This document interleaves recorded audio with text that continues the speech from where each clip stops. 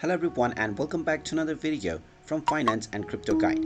In this video, I'm going to show you how to download the Morgan Stanley Bank application on your smartphone. So let's get started right away.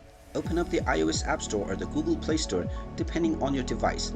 Once you open it up, tap on the search box and then type in Morgan Stanley and start your search. Once you find the Morgan Stanley application, go ahead and tap on it and you will see the install button.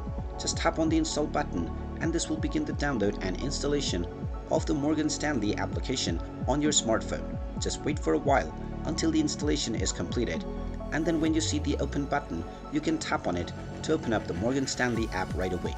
And once the application is opened up, you can proceed with signing up to create your new account, or you can log into your existing account to start using your Morgan Stanley account right from your fingertips. And there you have it. That is how easy it is to download and install the Morgan Stanley banking application on your smartphone. If you find this video helpful, make sure you hit that like button and subscribe to our channel if you haven't done so already. Also ring that notification bell to never miss another update from us. Thank you for watching and I will see you again in the next video.